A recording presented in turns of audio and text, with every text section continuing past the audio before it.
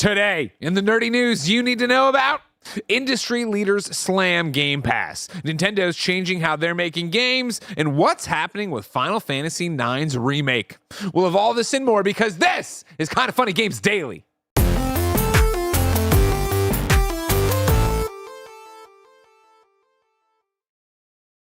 What's up, everybody? Welcome to Kinda Funny Games Daily for Monday, July 7th, 2025. I'm one of your hosts, Greg Miller, alongside Forbes 30 Under 30, a.k.a. New York Game Awards nominated, a.k.a. Birthday Boy Blessing Adeoye Jr. Good day, Greg.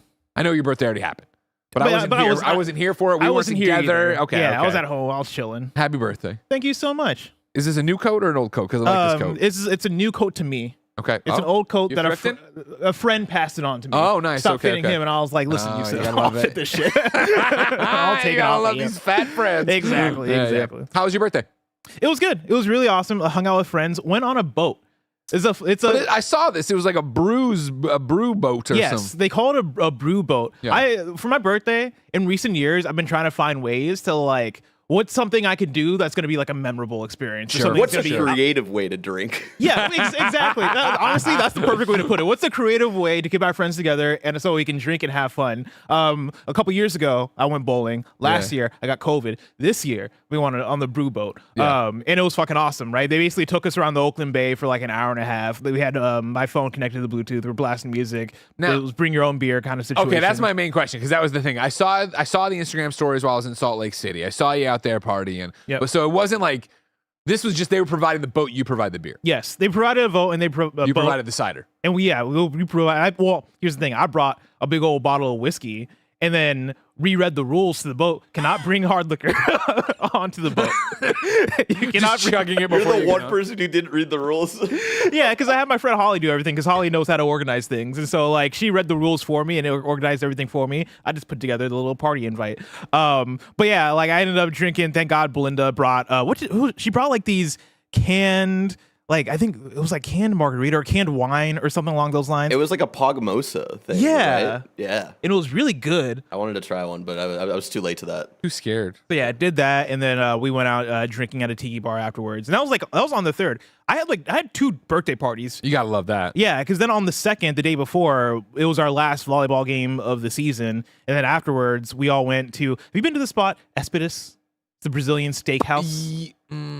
I know of it. I can't remember if I've been to that Brazilian steakhouse. It's so good. Okay. I love it. This is my second time going. Went there as like a post-volleyball thing / birthday thing with my friends. And let me tell you, I fucking love this spot. We gotta put that on the list for like a team outing or something. Okay. A team celebration, end of year. We go to Blessing's favorite restaurant. yeah, exactly. You guys won't be disappointed with Espadis. No, yeah. I mean, well, Brazilian steakhouses are always hot. Oh, yeah. They got the little like puffy, cheesy bread things. Oh, yes. It's fucking, That's how you know. It's amazing. That's how you know it. It's off the chain. Yeah. How's your weekend? It was great. I went to Salt Lake City. I was at Monster Jam World Finals. Thank you so much, Monster Jam, for sending the Millers out there. It was me, Ben, and Jen, because Ben's obsessed with monster trucks and Monster Jam. And I want to do a kind of funny podcast about it. Unfortunately, this week we got to review Jurassic Park. So, but next week I can do the kind of funny podcast about it, get into the weeds about it. But it was awesome. Like, I've talked at length about how the dad I want to be and be that dad of like, all right, well, if Ben's into something, I'm into it. Let's do it. And this was the first taste of that of like, I don't know, thing one about like, I know the toys, obviously. We play the video game, obviously. But like that was my first time ever going to a monster truck show. That's awesome. And like being there, like the short encapsulation was like, we were there and it starts and there were teens sitting next to me in the suite. And they were popping the way we pop for wrestling. I was going to say, I feel like monster trucks and wrestling, even though very different, I feel like there's a crossover there. There is, and it's definitely that energy and that excitement and that fandom and all that stuff, but it was like such a family-forward event, but then there were these kids there that were like free, I say kids, again, they were like 20, maybe, I don't know, somewhere between 18 and 22 in this row with us that were there independently, and they were freaking out at the races, like who's gonna win and whatever, because like the number one thing I've learned about this when I started saying I was going to the Monster Jam World Finals is they were like, oh, like is there a season? Is there like, and I'm like, yeah, I didn't know it. I didn't really think it, but the amount of people who think it is professional wrestling or it is Harlem Globetrotters of just like whatever, like No, they race and they do these things, and there's judges. Like, there's all these different like actual competitions to Monster Jam. It turns out That's really and cool. It was a blast. It's crazy. To be at. I've not met one person that's like, oh yeah, I'm a fan. Right? I know. I think it's interesting because I think 98% of everyone there had kids with them.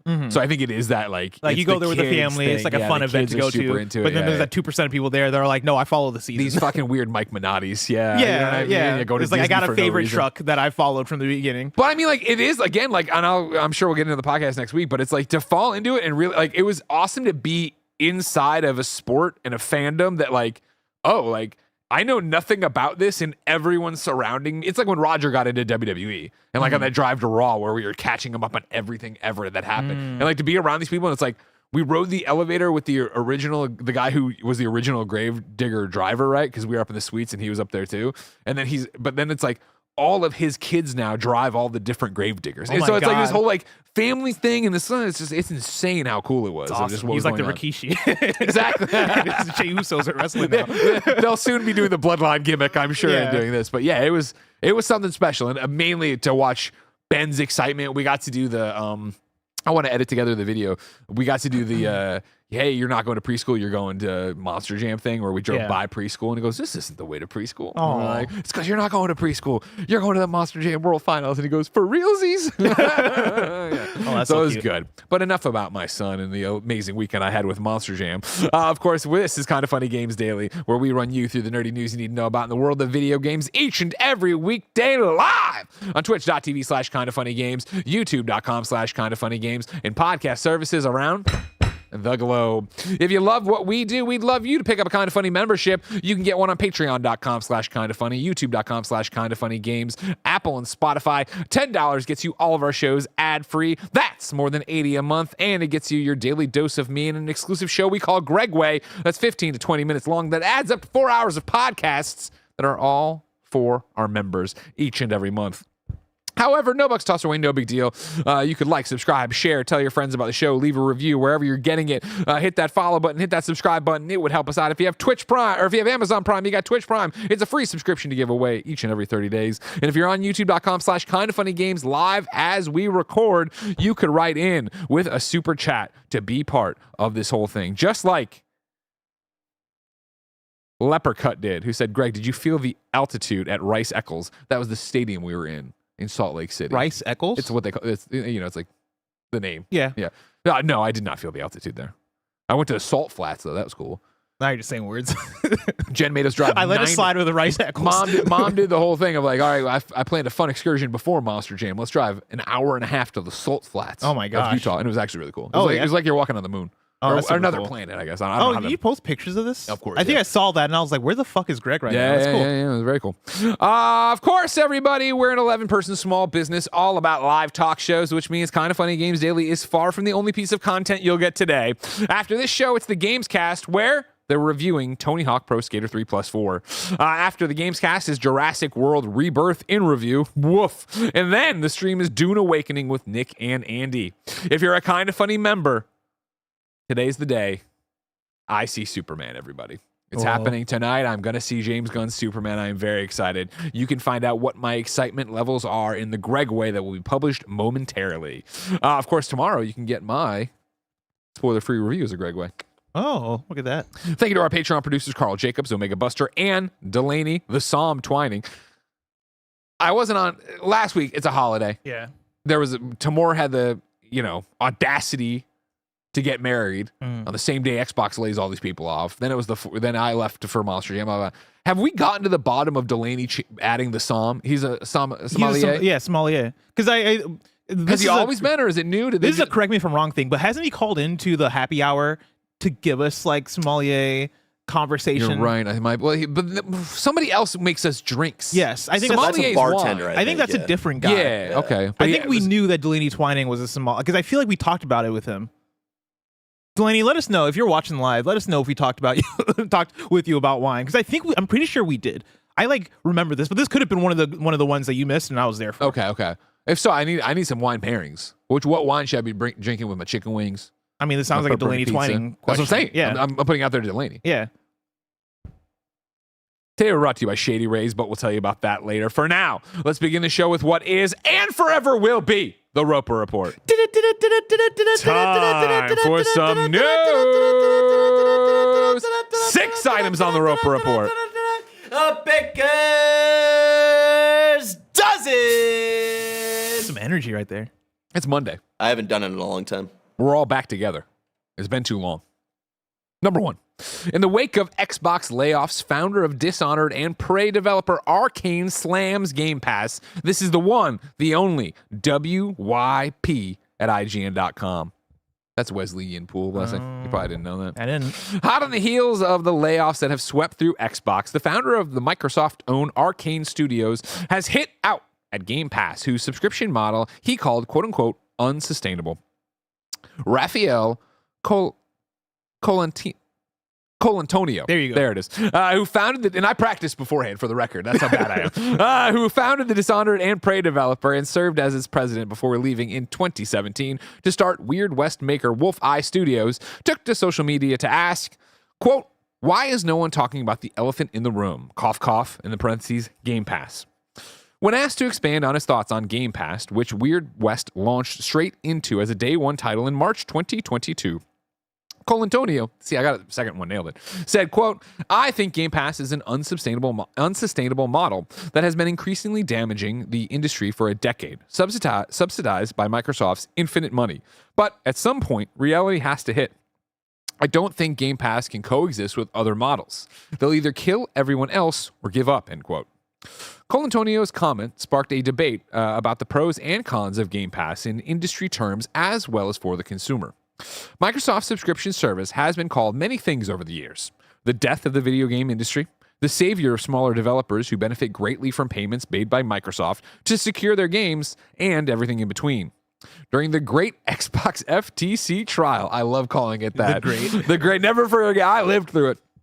To decide the fate of Microsoft's $69 billion acquisition of Call of Duty maker Activision Blizzard, the PlayStation boss, then PlayStation boss, Jim Ryan, claimed that he had talked to, quote, all the publishers, end quote, and that unanimously they all hated Game Pass because it is value destructive. He also said Microsoft appears to be losing a lot of money on it, end quote. Back in 2021, Xbox boss Phil Spencer countered Game Pass doomsayers, saying, quote, I know there's a lot of people that like to write things that we're burning cash right now for some future pot of gold at the end. No, Game Pass is very, very sustainable right now as it sits, and it continues to grow, end quote.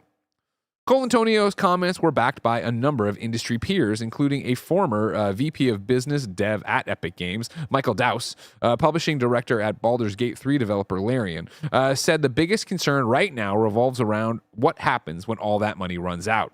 This, Dowse added, is, quote, one of the main economic reasons people I know haven't shifted to its business model. The infinite money thing never made any sense, end quote. Blessing. Greg. A whole bunch of layoffs last week. Mm-hmm.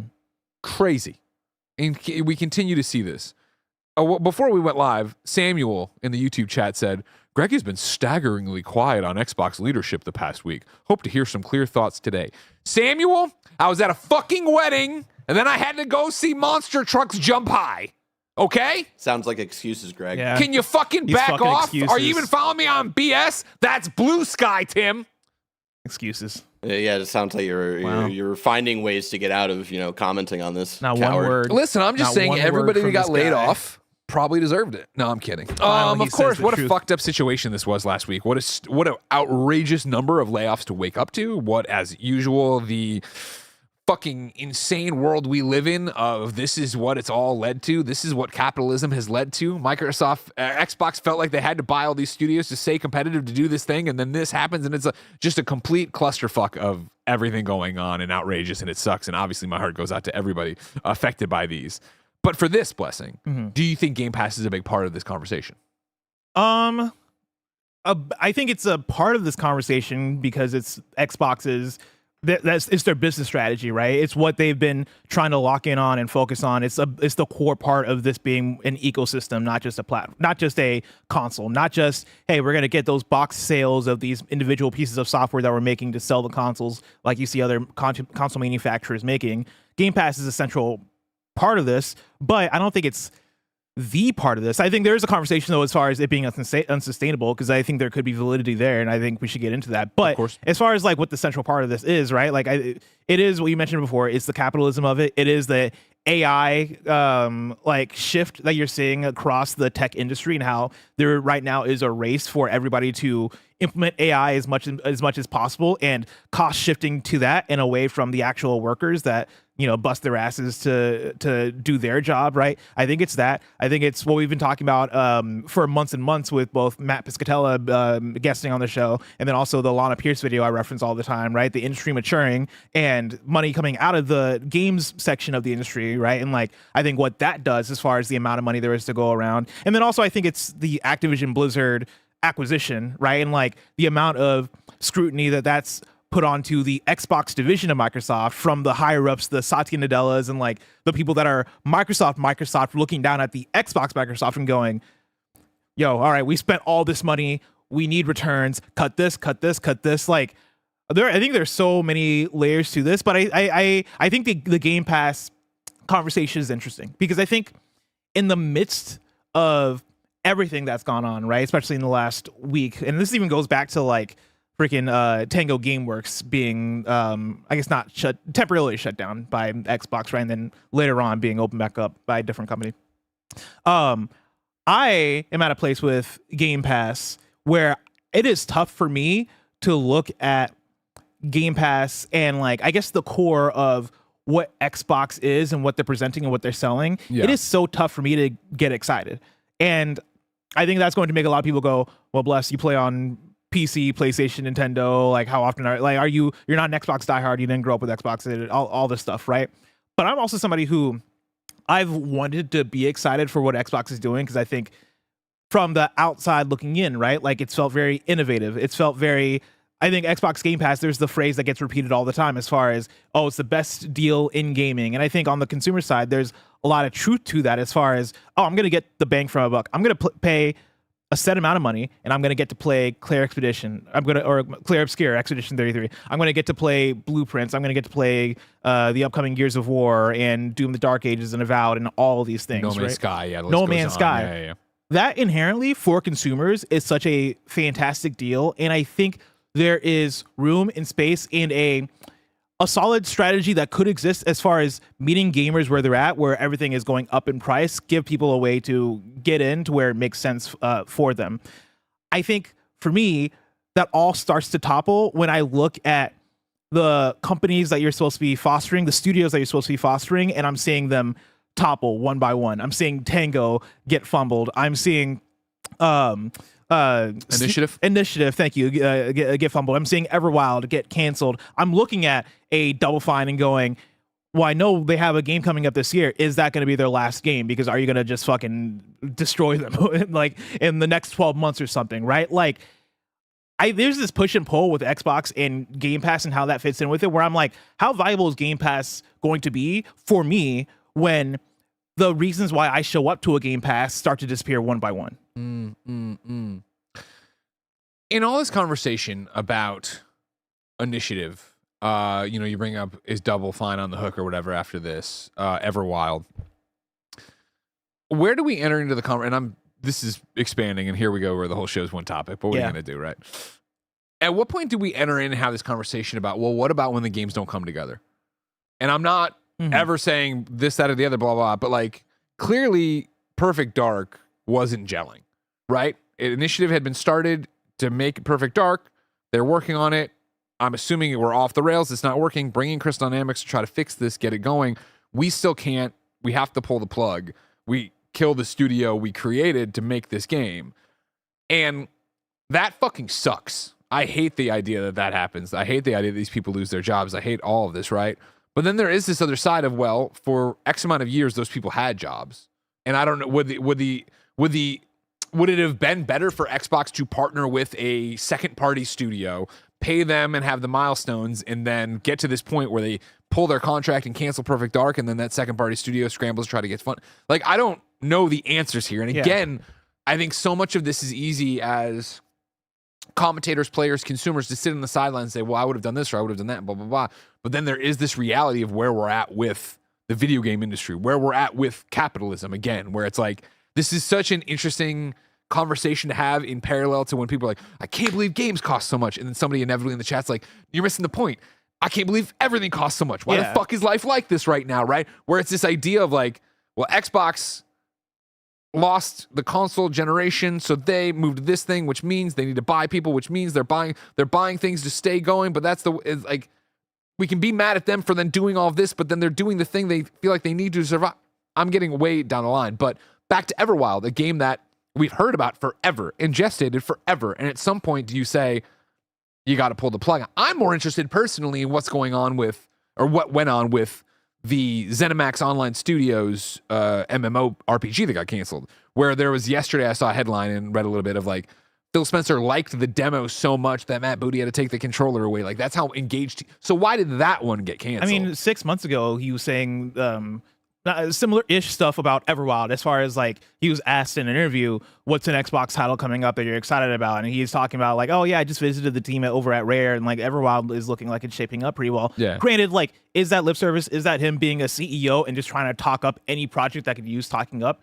Sure, probably. But I also think that, to your question of these projects that may or may not have been shaping up, because I'm right there with you as far as we didn't know whether or not Perfect Dark was actually good. We didn't have hands-on with it, right? We just saw one extended gameplay demo, trailer that like some people liked, some people were like, you know what I mean? And like Everwild, we never really saw anything about Everwild. I can't tell you what that game is, right? Like, we didn't really know shit about it. And I'm not above the idea that like, hey, video game projects especially get canceled all the time, and most of the time we just don't know about them because they're not announced yet. I think my problem with it is that it's been very tough for me to get excited about Xbox first party as a unit when it feels like they are not fostering these studios to be the best that they can be. I feel like I can say the last 15 years, right? But if we're zeroing in on even just this generation, right? Like, I think this year we're at a great place with third party, right? Where it's like, oh damn, we got Doom the Dark Ages. That was pretty good. A lot of people like Avowed. A lot of people,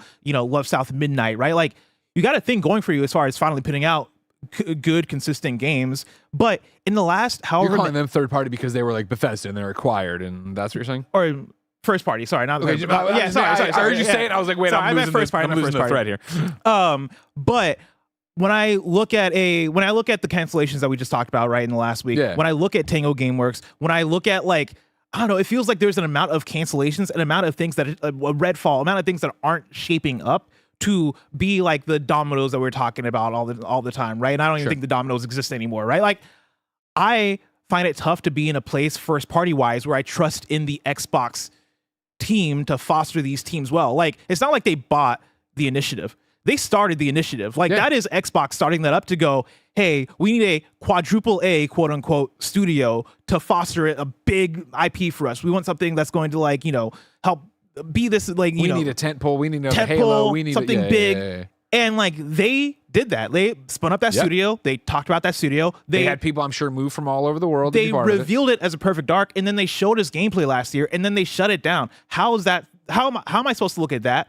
How am I supposed to look at the other failings that we keep hearing about and look at Xbox first party and be like, oh, well, the problem is that, games don't come together sometimes. It's like, well, for y'all, games don't come together a lot of the time, it feels like. Let's bring in a whole bunch of chats because you're right on the money with where the super chats are. Remember, youtube.com/kindafunnygames to be part of this.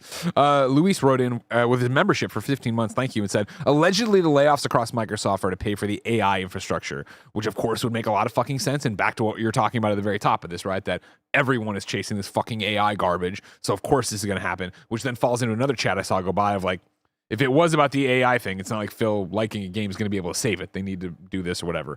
However, though, I liked what you're saying right there. There it is. Christopher says, Xbox is incapable of shipping AAA games at scale. They simply haven't managed their large IP and games well over the last decade. And I think you look at it, you go, Halo. We bungled Halo. Yeah. Halo Infinite was not this raging success that put Halo back on the map and made it be this thing that everybody cares about, right? I do want to do the thing that I shouldn't do, right? Which is clap back at people fucking in chat. Swing on him. I'm so sick of it. Is it Christopher? You want to go after him? It's what Ryan Ayuso says. Same for PlayStation. Jerry W92 says, bless, PlayStation canceled 12 games last year. Here's my thing. Nowhere in these news stories or in this article or in the headline of the show is PlayStation mentioned. If this is the PlayStation story, I would say the exact same thing, right? Like, I feel like me and you, I can speak for myself, right? Like, I have similar misgivings about PlayStation, especially this generation. Oh my God, this live service push that's going to fuck things up for another generation you at least? definitely have never talked about it, though, Blessing. You definitely didn't put out an entire video about this idea of PlayStation side of all I made a whole video essay, and I what have you done for me lately, though? You know what I mean? Yeah. I didn't fucking come on. I didn't stop Tam's wedding to scream how mad I am. That's why I was laughing at it, because I think people have a very different perspective when it comes to me and Xbox, where they just don't want to hear it. Yeah. Like, I'll say a thing and it goes into one ear and out the other, where they're like, you know, Greg's not said shit. I'm like, I'm not said shit either, right? And that's because both of us have been out. There was a Reddit article that pissed me off this last week to a Gary Wood extent. I was like, man, I feel like I'm gonna go on a Witter rant here, where like there was a person that was like, you know, Bless said he wants to play Peace Walker, but then talked about busting out his PS3 again. Like, you could just play it on Xbox Game Pass. Like, of course, Blessing doesn't know about Xbox. Like, and all the comments, all the replies are like, oh yeah, Blessing's never touched an Xbox. Like, oh yeah, he's always hating on Xbox. I'm like, motherfuckers, my save file is on the PS3. That's why I want to play it there, right? Yeah. I think the fanboyism, as far as when we get into this conversation, leads to quite a few things. I think, for me, it gets in my head a little bit, right? As far as like, I don't know how to talk about Xbox anymore, but then also I think it fucks up with people's expectations as far as like their fan perspective, and how that fan perspective connects to how they think about Xbox and how they talk about Xbox and how they want to perceive Xbox. Where if we're talking about the dollars and cents of it, and we're talking about like what has been happening both the last week and also the last few years of Xbox, shit's not been good, right? And I feel like we should be able to talk about like, yo, shit's not been good. I look at Xbox Game Pass, and from a consumer perspective, getting back to this conversation, I think I still stick with the idea of like, hey man, for consumers, it's a pretty good deal, but for the industry, I don't know. Like, I listen to what people are saying, right? As far as like these industry leaders, as far as this dude who, Rafael Colantonio, who founded Arkane, talking about like it fucking up with people's expectations of these things, right? And like the idea of the infinite money that they have to use to fund Xbox Game Pass. And I hear that because I look at this and I'm like, listen, I don't know how this can be sustainable for Xbox, but also like, I don't know, man. Phil Spencer keeps saying it's sustainable somehow. So sure, he knows the dollars and cents. I want to jump off of a lot of that, but I'll bring in El Captain 22, who wrote in and said, super chat, Game Pass hasn't grown enough to sustain itself. Sony fighting the acquisition brought big Microsoft into the room. They looked at the 75+ billion for Activision / ZeniMax and said, yeah, we need profits sooner than your plan gets us. And that, I think, isn't this thing that goes back to the AI conversation, or the rumor that that's where this came from, right? Is the idea is, and what I've said this entire time, is that Xbox and Phil Spencer are committed to their vision as long as Microsoft allows them to be. Mm-hmm. Microsoft is the one with the purse strings who can come in at any point in time when there's a dip in the other businesses, to come in and be like, fucking turn a profit now. Why are we spending so much on this? Cut that studio, do this thing, blah, blah, blah. Like, that's what you see when you have a parent company coming in and doing these kind of things. And it gets into this hinky bit of like, all right, cool. Well, you can believe a CEO of Microsoft or of Xbox as long as you want to, but when it's the CEO of Microsoft then talking to Phil saying change all of this, do you think Phil still has like his hand on the wheel? And I'll say like the team of Xbox, right? I think Phil, as much as you Sarah, ever Matt do Booty. when you have a boss. Like, it's not like the buck ends with Phil, right? That's just not how it is. Like, it is in terms of like game decisions, sure, but then he has to turn around to Microsoft and say, here's what we're doing, and they go, I don't necessarily agree. Like, I'm not taking El Captain's pitch here as Bible truth of what's happening, but I do think there's a lot of that involved. Of like, cool, we gave you all this money and gave you Call of Duty, which you said is the biggest game in the world. Where are the Game Pass subscriptions? Where is the influx of cash? You're not making it. So yes, we do go and trim the hedge here and get rid of some of these things that aren't working. Why is Perfect Dark is how far out and it's not good, and we're working with an outside second party now? Kill that. What is going on with this game? Do you think what do you think that's actually going to sell? Kill that. I do believe that that's a very real possibility. Yeah. And again, it's what I've said the entire time as Xbox has gone this Game Pass route. I've always said it's how much leash are they going to get? How much rope is Microsoft going to give them until they either hang themselves or prove that this is the right thing and this was a great move and yada, yada, What's the end product of this, do you think? Like, where do you... Like, I feel like this is an outrageous statement, but there's only one way this ends. And I don't know if it's in a year or in 3 decades, but Game Pass goes away at some point. Yeah. Like, this can't go on forever. And it is this infinite money thing. And it is, to the, this article bringing out this 2021 Phil Spencer, right? I know there's a lot of people that like to write that we're burning cash right now for some future pot of gold at the end. No, Game Pass is very, very sustainable right now as it sits, and it continues to grow. That's what was said in 2021. Is that still true in 2025? Was it true in 2021? They're not turning over their ledgers for us to go through and see. But I think that has to be the case, and that has to move. But I think it'll be, in my head, Xbox, it's interesting about this Xbox business where you're like, I'm not interested in anything they're doing, right? Yeah. Whereas I'm the opposite, where I'm so interested, and I'm more Xbox than I've ever been in my life. I restarted No Man's Sky last night on my ROG Ally on Xbox, Game Pass, so that I can have the save both places, whatever, right? I'm with you of like Xbox first party doesn't. It isn't the reason I'm using Xbox so much. I'm using Xbox so much for Xbox Game Anywhere, right? Yeah. Or Play Anywhere. Whereas, like, obviously, Outer Worlds 2 can't fucking wait for. Whenever State of Decay 3 is going to actually come out, I'll be interested in. I hold out hope that could be great. But I'm not sitting there going, like, where is Halo? Oh, my God, Gears. I'm not that Xbox guy. I'm Xbox Services guy, which is why it's a different ball of wax where I'm like, I love Game Pass. I think they're killing it with it. I love this Play Anywhere business. And I do really believe in that future.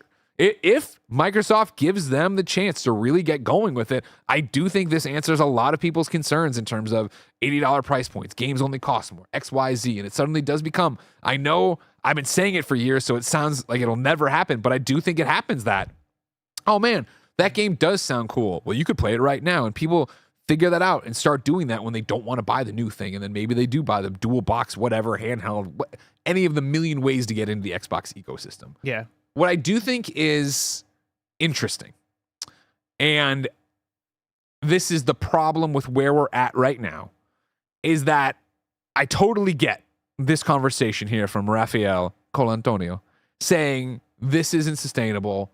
I don't like Xbox Game Pass. And us coming in and being like, hey, the founder of Arkane says this sucks, right? Mm.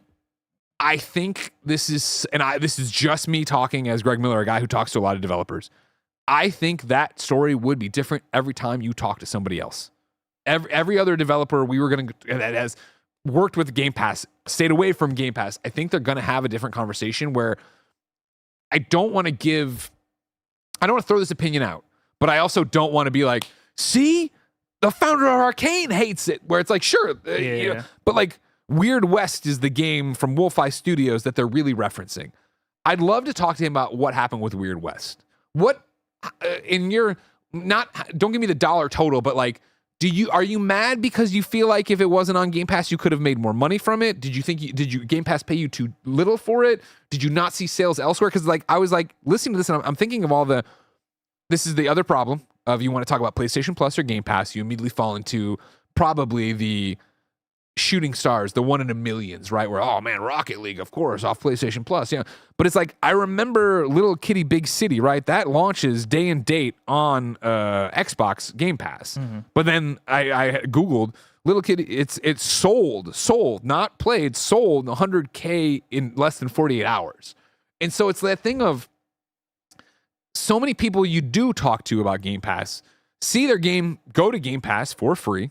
They get that amount of money, that chunk of money from Xbox that allows them to pay their staff, be in the black before they launch, something that just games don't get to do most of the time.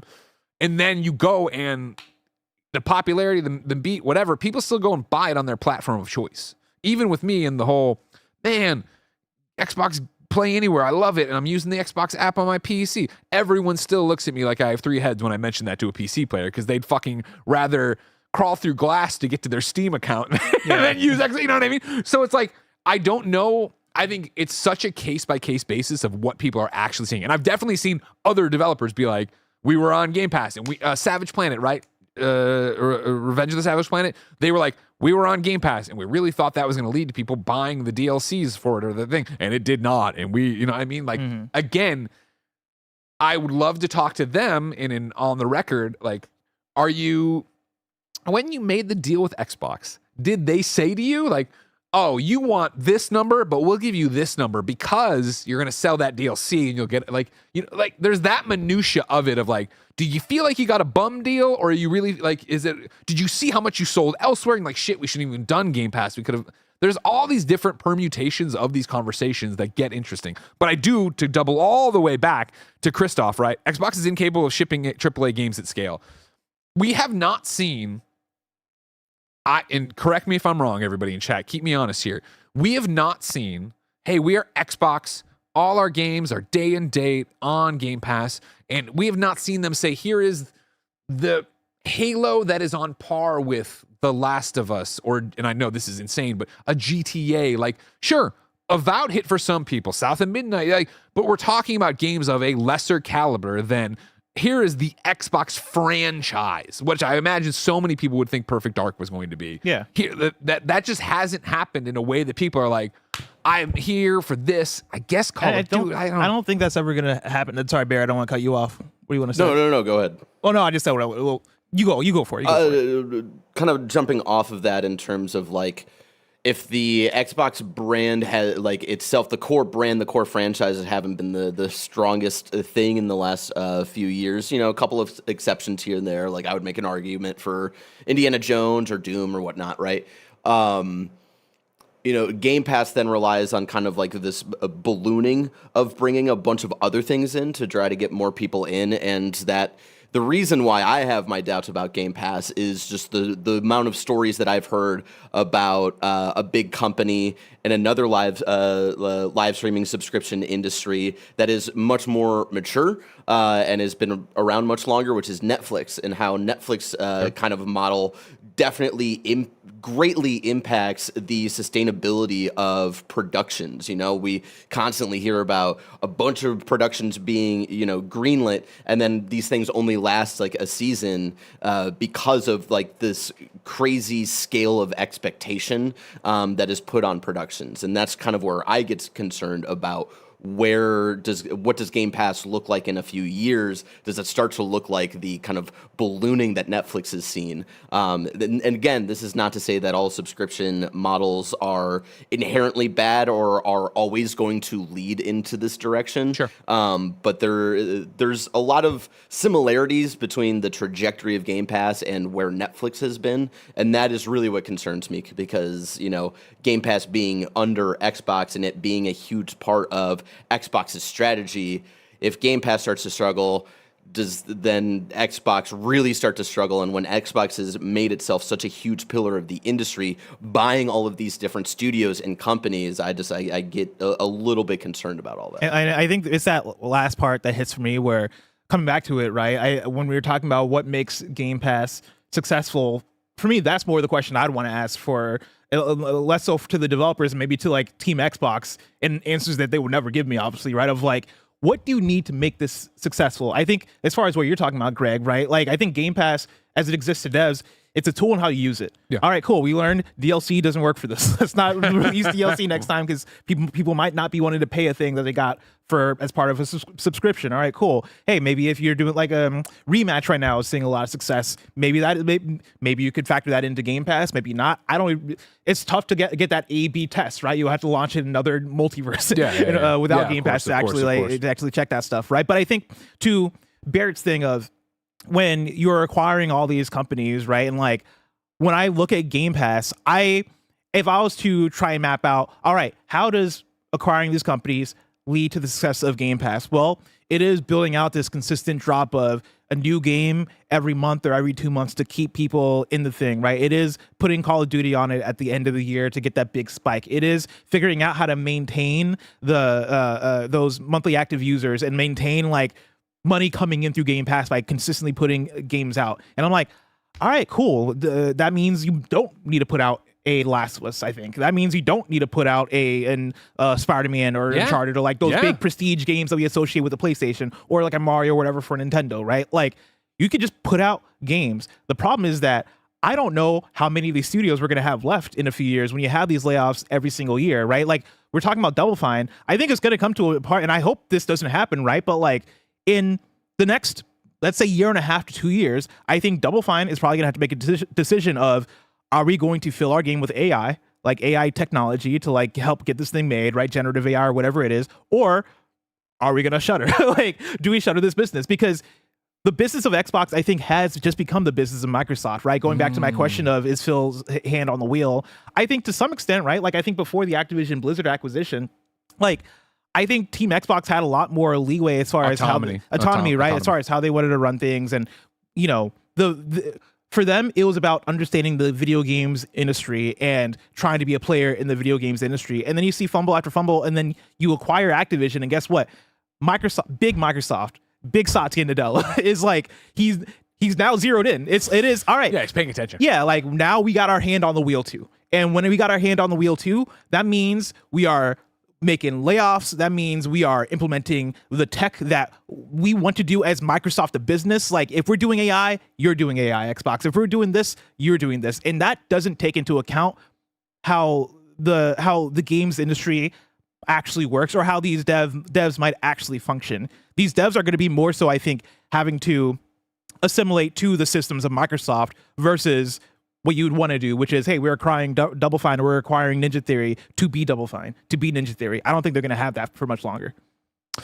Final super chat to bring in on this one is Robbie Rob. Microsoft is a multi-division company. From their investment in OpenAI and pushing Copilot and Azure for cloud computing, Xbox is just not as profitable.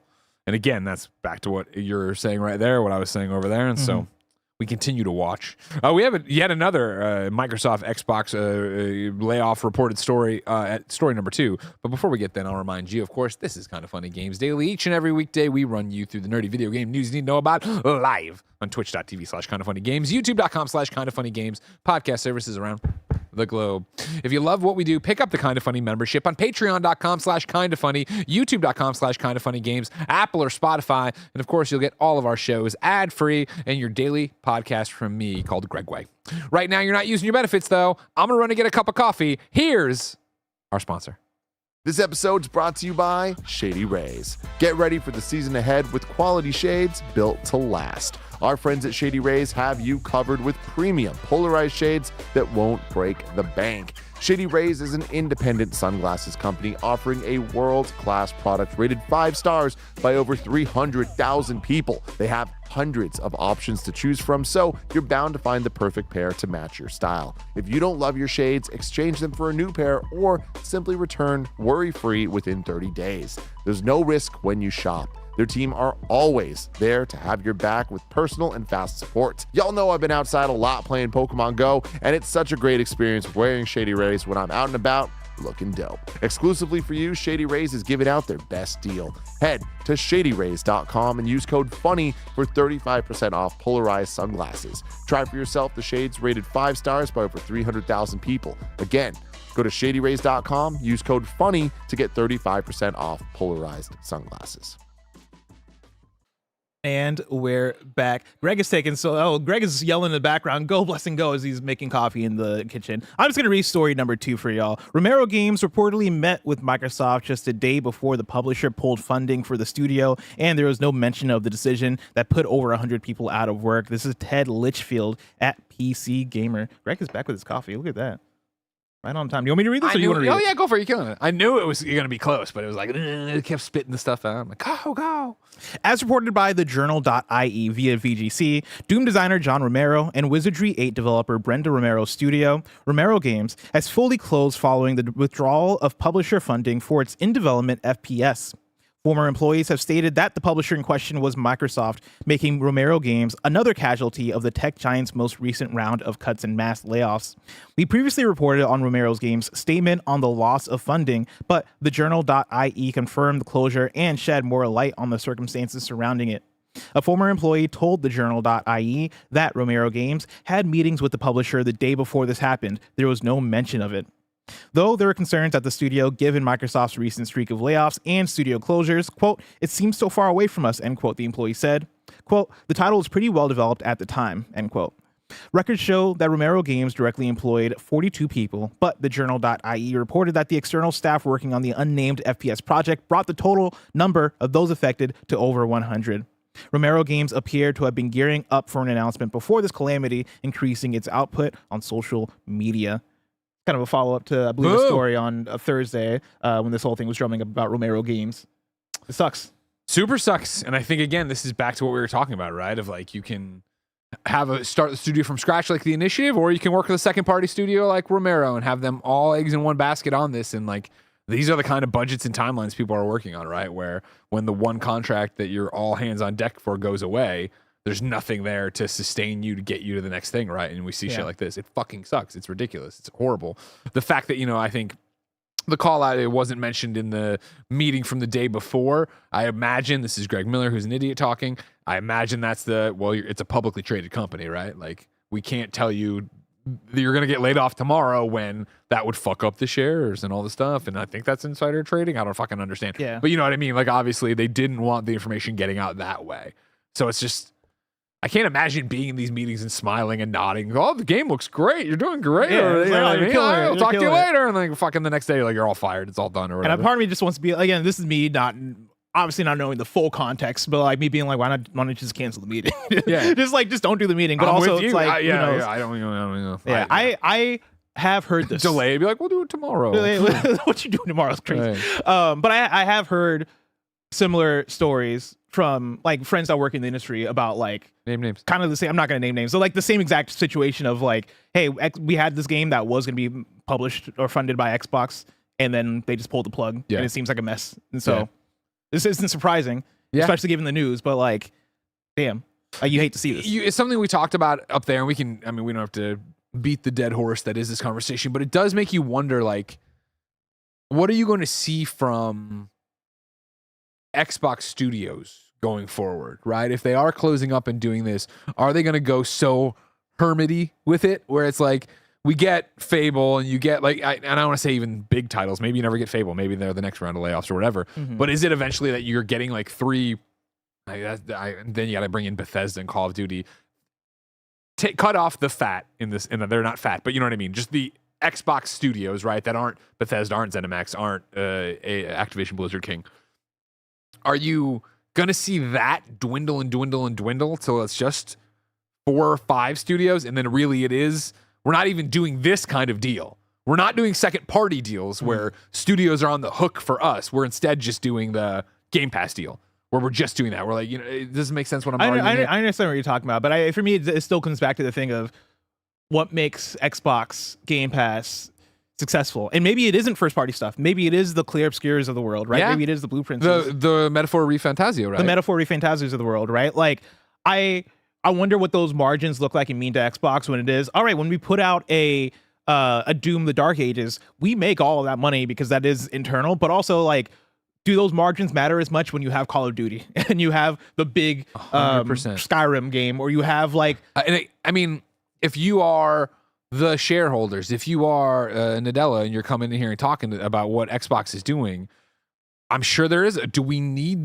this many people working on video games when you can just work with independent quote, second party video game people and get those deals to then get more? Because then you start looking at the books and how I imagine it balances out. Is it like, sure, like this big game, let's just say Xbox published a big hit game, right? Yeah. Great, we're making money on that, but couldn't we have made even more if we didn't pay those people for 5 years? Those 100 employees for over 5 years and health benefits and whatever. Get rid of all that, just invest in the game and profit go up, I assume. Yeah. And for me, that comes back to the point I was making earlier. Like when I was saying Double Fine, right? And I don't mean to single out Double Fine. I just use them as a representative for like any studio that Xbox owns that is like, I don't even know how to describe it, smaller or unique. Or that should be scared. Yeah. I love Double Fine. Tim Schafer is a friend of the show and a friend of mine, right? I worry for them, of course, because guess what? Double Fine are among the most artsy-fartsy people I know, in a great way, in the AAA space. So when Xbox bought them, it was like, oh, that's weird that like the day of the devs, the independent people are going to go work for Xbox. And of course, it's always everything's great. This is a great partnership. Barrett, help me. What was the Double Fine documentary series?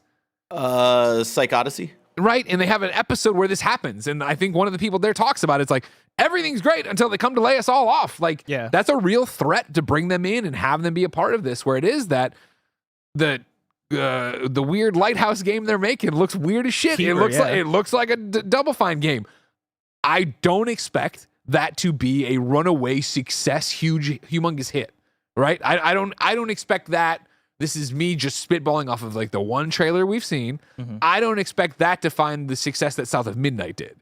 Because I think South of Midnight. Interesting. This is just me. I'm just Yeah. putting on a marketing hat. Of South of Midnight, I look at, and anybody can look at it and be like, oh, wow. It's like I'm playing a movie, right? Whereas this is going to be, I'm a lighthouse. I'm running around like, well, I don't know. I feel like the audience is smaller for that in a way, right? Back to the artsy-fartsy business that I love that they do. Don't get me wrong. I would Whereas argue Costume against Quest that, 3. but I do understand where you're coming from as far as I just say, like, I don't look at that and go, there's 10 million sales. And Sure. I agree with, I think it's that conversation then of like, well, does Xbox look at that? Well, fuck, does it even matter what Xbox thinks anymore? Or does it now matter what Microsoft thinks? Yeah. And if Microsoft's like, we need fucking hits, money, and active users, you then come down and go, it's time to let Double Fine go. Like, can they buy themselves out and become normal? And I'm totally like just making shit again, up. yeah. But it's the same way where I look at Media Molecule under PlayStation, and I'm shocked that Media Molecule is still around. 100. Tundra Boy goes, was South of Midnight really a success? I don't think so. That's what I'm saying. I'm not saying they need to reach South of Midnight level success level. Yeah. Period. But for me, And yes, Media Molecule, of course. it's the same thing, right? I But mean, like, they all better be working on their LinkedIn over there. God, Yeah. damn, PlayStation ain't gonna let that shit go. but it's more so the thing where it's like, I think for PlayStation and for, you'd hope for Xbox, but after this news, I don't hope for Xbox, right? As far as like, if you have a studio like that, you should know what you're doing with a studio like that. If you have a Media Molecule or if you have a Double Fine, you should understand what they're making. And if you're allowing them to go forward with making Keeper, you got to understand that's not selling 6 million But again, units. like, but it's going to be fucking phenomenal. And that's the thing, and this is the whole fucking like I don't even know. I'm boiling it down too much, but it's the Spider-Man meme of a million Spider-Man. It's the end of Spider-Verse where everybody's pointing at each other or whatever, right? Yeah. Because it literally is like, you should know, Phil. And then Phil's like, I did know. He should know. And it's like, you go, Satya should it's like, know. you know what I mean? Where it's like, Yeah. it's all fucking gravy until the people on top go, no, it's not anymore. It's for me, it's the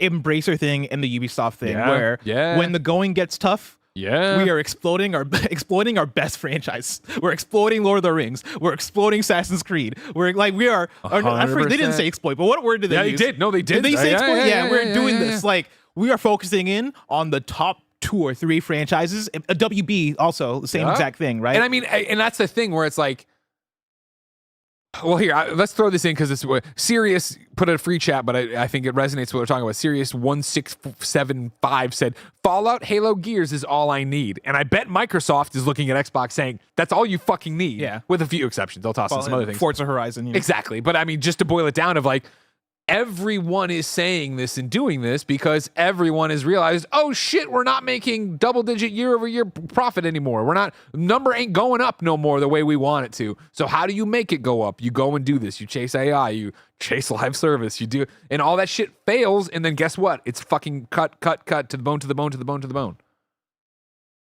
The best we can hope for, and this sucks, but it's also the industry, as long as I've been a part of it, right, is that this cycle of layoffs leads to all these other people going and making new studios that go make the cool new idea games that we all love, and you get a Balatro, and you get this thing. And then there's obviously the runaway successes that we could all name of independent developers. Then there are so many that leave the industry and don't do games anymore, make a game, and it fails, and they lose and they're in debt. And like, it sucks that there's this much risk in our industry already.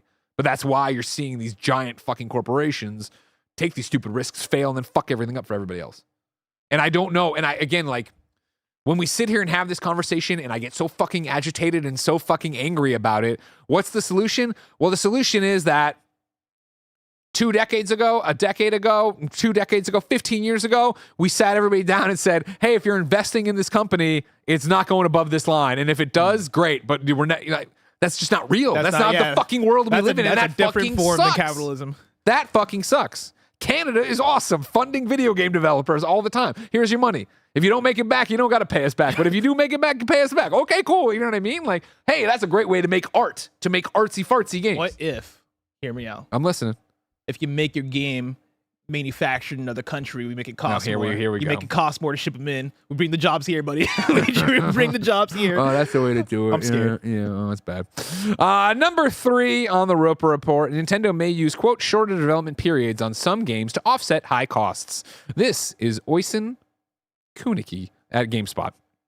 An exciting prospect for the Nintendo Switch 2, outside of just, quote, Switch, but bigger and more, end quote, is that I was playing my Switch 2 yesterday on the plane. Uh-huh. And at the end, this gentleman, older than me, who had been doing like research papers and stuff, asked me, how do you like your Switch 2?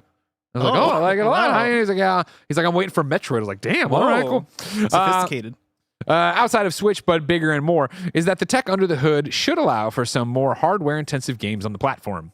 However, bigger and flashier games could also lead to increased development costs, a concern raised in a recent investor's call. To assuage his concerns, Nintendo president Shuntaro Furukawa spoke of the ways the company is planning to keep development costs down, noting how it's considering shorter dev periods as a way to do so. Quote, recent game software development has become larger in scale and longer in duration, resulting in higher development costs. The game business has always been a high-risk business, and we recognize that rising development costs are increasing that risk. Our development teams are devising various ways to maintain our traditional approach to creating games amidst the increasing scale and length of development. We believe it is important to make the necessary investments for more efficient development. We also believe it is possible to develop game software with shorter development periods that still offer consumers a sense of novelty. End quote. How you feel about that? Cool. Stark contrast. Yes. from Yes. what we've I been mean, talking right? about. Like, I mean, yes. Nintendo, of course, always marching to the beat of their own drum. It's nice to be like, we are not going to change. Yeah. We are going to be shorter. We are not going to go into this HD fucking thing, go on forever. Games take 7 years because that blows up in everybody's face. Yeah. Let's get you the fun toy faster to play with. I went down a YouTube rabbit hole God. last night watching video essays. I watched one about Iwata and his legacy at Nintendo, and then Did you ever read his book? No, I think I own his book though, Yeah, so me I too. should read it. I've read it. And then I also watched one from. It's funny. I watched one from Vox from like 7 years ago, where they're interviewing Miyamoto and talking about like how Miyamoto makes games and all this Yeah, stuff. yeah. And it's funny because it ended with essentially like a trailer for Mario Run, like on the iPhone. I remember that. I was like, oh yeah, this was 7 years ago. God like, damn, yeah, I remember Yeah, that. it was a whole thing, but. One of the things that was like a broad, like one of the big threads from both of them was just talking about how Nintendo does things, right? And like it's them marching to the beat of their own drum, and then Yeah. also like in the same breath, like not wanting to do industry trends because like they're just like what feels good, what's fun, like what's gonna work for like what makes a Nintendo game a Nintendo game. It's kind of refreshing hearing like going back and like listening to Iwata GDC talks about like him making Smash and all this stuff and being like, yeah, and we wanted to take a risk, and so we took a risk and all this stuff. And I'm like, man, that's nice. that's a nice thought to like be able to be like, yo, let's make our games have a shorter development period, so we're not gonna spend billions of dollars working on one game and then it not be successful and then take our company kind of thing. Nintendo So, does I great believe stuff. them when they say treat this. their IP well. They make their games quickly. They do interesting ideas. They iterate. They change. Like, it's and I easy. think it's necessary for like, somebody in chat mentions $80, right? Like, yeah, I think Nintendo is probably gonna have to find ways, or maybe wants to find ways to put out games that are gonna be $40, $30, Yeah. right? And so they kind of already done this. There's so many spin-offs of Nintendo IP that are more like, oh, here's a 2D Kirby game, now here's a big 3D Kirby game. Oh, here's like a smaller Mario. Oh, here's the Yoshi or whatever. Like Nintendo. Here's the Yoshi. Here's the Yoshi. Nintendo scales. Now, granted, even when they scale, it all comes out at $60. But like, I would hope that maybe they can find ways to play with not just the scale and scope of their games, but then also maybe price them appropriately at the same time. Fair enough. Speaking of Nintendo, number 4, fans think Nintendo accidentally reveals Switch Online's next wave of N64 games. This is the big man, Jordan Midler of VGC. Several popular N64 games could be coming to Nintendo Switch Online soon, according to details spotted by fans in a recent trailer. During a brief section of a video posted by Nintendo in May, several blurred N64 games can be seen in the background. While it was initially assumed these games were all the titles already included in the service, fans have pointed out that several of them are for games yet to be included in Nintendo Switch Online service. First, highlighted by Amakuni VT, the blurred art could suggest that these games are planned for release on Nintendo's Classic Games library. The art could also be placeholder, however. In a video posted by Andre Seegers shows off a few more of the blurred images and suggests what the artwork could be. It's speculated that the cover art for Donkey Kong 64, Forsaken 64, Glover, and Super Smash Bros. Is hidden behind the blur effect during the section of the trailer. Barrett, Don't fuck with me, all right? they're fucking with us. Don't fuck with me. I'm gonna tell you right now, Smash 64, Forsaken 64, and Glover will all be released. We're not gonna hear a fucking peep about Donkey Kong 64. I'm gonna call it right now. Can't get in the way of Bonanza. The fucking Nintendo listens to this podcast and they know what we want. Yeah, they're not going to give it to us. They're not going to give it to us. They can easily just hit the switch, put all of these games on here. It's also just like, it's one of those things that I just have the knee-jerk reaction. Like, now that GameCube is out for Nintendo Switch Online, like, I guess they were like adding stuff to NES and Super NES like after N64 was introduced, but I don't know. On the flip side, I need it. Bonanza's coming out soon. God, I can't wait. I'm so excited. I just put together, like, I'm hanging out with my dad at the end of the month, and he's another Donkey Kong 64 sicko, like you and I bless. Mm-hmm. And I'm like, I finally put together over the weekend, like, I'm gonna have a new 3D Donkey Kong game to show him and have him play for the first time in decades. Yeah. And like, I'm so fucking like, I'm more excited about that than Donkey Kong Bonanza itself, and I'm really excited for that game. So, I'm just saying, you know what would be good to time out around then? DK64. Put it out the same time as Bonanza. Too much Kong. Can't have that much Kong going That is around. a lot of Kong. Can't have that Kong flopping around like that. Nah, there's never enough Kong. Is there ever enough Final Fantasy IX rumors? Number 5, remake reports persist as Square Enix releases Final Fantasy IX anniversary movie. This is the bald one, Jordan Miller of VGC. The bald one? Square Enix has celebrated the 25th anniversary of Final Fantasy IX with a new video as reports of an in-development remake persist. You can watch the Final Fantasy IX 25th anniversary special movie, which shows off iconic scenes from the popular PS1 RPG. This is the latest in several celebratory releases for the 25th anniversary of the game, including new artwork, new merchandise, and more. All of this new Final Fantasy IX content has spurred on reports that a remake of the game could be on its way. In 2021, a Final Fantasy IX remake was one of many unannounced titles listed in a GeForce Now database leak. These included several Square Enix games that would later be officially confirmed, such as the PC version of Final Fantasy VII Remake, a Chrono Cross remaster, and Kingdom Hearts 4. While a Final Fantasy IX remake has yet to be announced, it's been claimed by multiple sources that one is indeed in development. Blessing, do you believe? I do. This is one of the last holdouts, I believe, from the NVIDIA GeForce. leak, yeah. NVIDIA leak. And so the fact that we haven't gotten it by now is kind of wild, unless it's been internally canceled. Like, there's the chance of that. But, like, people talk about it, like the reports here, sources saying it's indeed in development. I trust sources.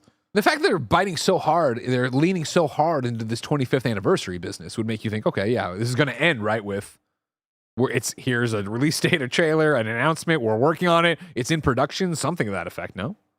I never trust anniversaries. I don't know. I feel like anniversaries never give me what I actually want. Oh, sure. I feel like every game anniversary that we get Remember hyped when for. dumbass Tim was like, oh man, it's Metal Gear Solid 4's 10th anniversary, whatever, 20th anniversary. They're going to announce it. Shut up, Tim. This happens every single time with anniversaries. Yeah. That said, it was like it was the last Zelda. But the fact that they're doing so much with it. Yeah. What, they fucking exported the movie that was in the game to YouTube? They're doing and put it up. Well, they were also posting new character art, I feel like, on a website for the last couple of months that people were getting all excited about. Yeah. The last big Zelda anniversary, I think, is what is fucking you up, bless. Or like, it might have been like the 35th or something like that, and just like they did nothing, and it was like, all right. I mean, I'm looking this up, but somebody in chat says there's rumors of a cancellation by Nate the Hate. And I believe Nate the Hate is one of those names that we believe when he says things. Yeah, we do believe Nate when he says stuff like that. So we'll stay tuned. But blessing. Yeah. Final Fantasy IX remake, existing or being canceled, would be huge news. It would. I don't need that anymore. I need the smallest news I need to know about. Where should I go? You'd go to our last story, the Wii News channel, where we cover all the small news items you need to know about. Number 6, Wii News. Persona Live is coming to the United States in 2026. Let's go. Barrett, you going? I mean, maybe. It's January, and January is always a kind of busy time for us, so we'll see. Sure. But it is also one of those opportunities, Bless, where like maybe you and I go, and maybe they finally announce Persona 6. You think so? Because here's the thing. They always do it at the weird concert stuff, you know? They do. It is weird, though, because they did now announce Persona 4 Revival, and like, but they have been working on Persona 6 for such a long time, so is Persona 6 coming out before Persona 4 Revival, which is now rumored to be like 2027 maybe? Wait, really? Yeah. Oh, man. It honestly, even just based off of that trailer with how little we saw, it was like, oh, this game is early. I'll be honest, I can wait. After last year where they put out Persona 3 Reload and Metaphor Refantasio in the same year, I'm kind of Persona'd out for now. Like, I can wait another year or two before another one, so take your time. But I'll be here for you when you put it out. Speaking of being there for you when you put it out, today I was at the breakfast table and I got a notification on my iPhone. That DC Worlds Collide, a free-to-play squad-based role-playing game set in the DC universe, is out today. I'll let you know I downloaded that shit right away. Yeah? Good intro video, and then I started playing. I'm like, I'm good. Don't need to play this. No? No. You know, it's one of those, like, you know, whatever. It's a... But I feel like even if it's whatever, it's a DC thing, right? Like, but that's, I mean, that can only sustain me so long because it's it's not a tactics RPG, but it's a like a real time or no, it's squad based, so it's whatever. Gotcha. It's just not. It wasn't even that like it was just like I don't know. Yeah, Fair enough. I don't need this. I don't want this. I feel you. Just make a fucking real game. Can we make a real DC game, please? I mean, listen, they're trying over there. They aren't. And then your final piece of Wii news is Resident Evil Survival Unit, a real-time strategy take on Resident Evil, has been announced for the iPhone and Android. So if you want to feel my pain, Resident Evil fans, as a DC fan, there you go. That's what you wanted, right? Out of the IP you loved. Yeah, but they're used to it. Every other month there's a Resident Evil that's like, oh, it's a bullshit one. All right, I'll wait for 7. I'll wait for 8. I'll wait for 9. CJ says the DC game plays like Marvel's Mystic Mayhem. Exactly. I started that and fell out of that real quick too. So I was like, I'm good. I don't need to do this. You know what I mean? I think I only know of these games because of you. I appreciate that. I like to be your expert on shitty mobile superhero games. Super Mirror. Yeah, exactly. Thank God you stopped me from paying all that money that one time in that one Marvel game. Yeah, it would have been a waste. Thank you. I appreciate that. And I took your advice, because you said to buy the... It doesn't matter. Mm-hmm. And that's Wii News. Did I just close chat like an idiot? I did just close chat like an idiot. Are you looking for super chats? Yeah, at the top there was a couple birthday ones. I don't know why I closed it. Oh. Keep meaning in to bring in like the party poppers. Oh my God, can you imagine how mad Barrett and Kevin would get at us? We were party popping. Yeah, but I want to up the ante for the birthdays because they keep complaining that we don't wish people happy birthday. What we should do is get Andy to just make we have like the banana thing where you get like a happy birthday thing back there. Do we just do a birthday segment every episode? I mean, no. Because they keep wanting us to say happy birthday every episode. Well, if they're super chatting for their birthday, hold on, I got to pull it back up. No, it's not so chats. Famous Jameis super chats and says birthday tax kicking off year, and then he puts in parentheses Expedition 33 going to Nintendo SF and Marafuku Ramen for lunch. Shout out to Kinda Funny for all you do, and the lovely KFBFs I met at the parade. Keep freaking it, y'all. Hell yeah, we will. Thank you. Congratulations. Happy birthday. Arturo Tron Robo Bartender says fried chicken pairs perfectly with champagne. For hot wings, an off-dry white wine would work.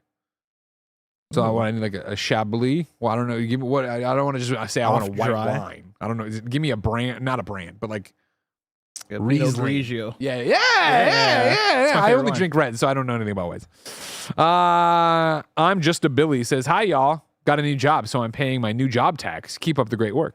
Thank you. We will. Congratulations on the new job. Chardonnay. Is that a white one? That's a white one. That's a white one. Yeah.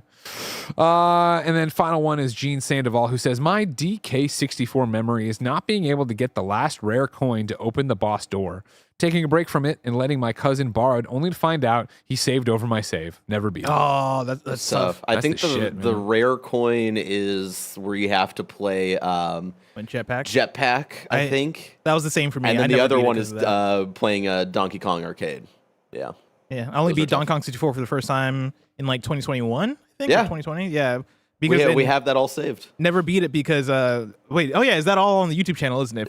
Probably Kinda Funny Plays, which does still exist, but yeah, we did a whole Donktober around you playing and actually finishing Donkey Kong 64 for the first time. And I also didn't finish it because of that rare coin, and so we made it happen. Everybody, that's another episode of Kinda Funny Games Daily in the books. Remember, each and every weekday, we run you through the nerdy video game news you need to know about live on Twitch, YouTube, and of course, podcast services around the globe. If you like us and love what we do, we'd love you to pick up a Kinda Funny membership. You could give us $10 and support an independent 11-person business that, of course, is going all day long with live talk shows. You get all the shows ad-free. That's more than $80 a month. And you get your daily dose of me. That's 4 hours of exclusive podcasts for your eyes and ears. Of course, our day is just getting started. Up next is the Kinda Funny Gamescast, where... Hold on, I'm getting a phone call. Is it somebody we need to answer from or no? No, that seems like spam. They're going to review Tony Hawk 3+4. And then after that, Jurassic Park in review. God damn it. Woo! And then after that, it's going to be some more Dune Awakening with the Jabroni Boys. For now, that's the end of Kinda Funny Games Daily. Like, subscribe, share, and until next time, it's been our pleasure to serve you.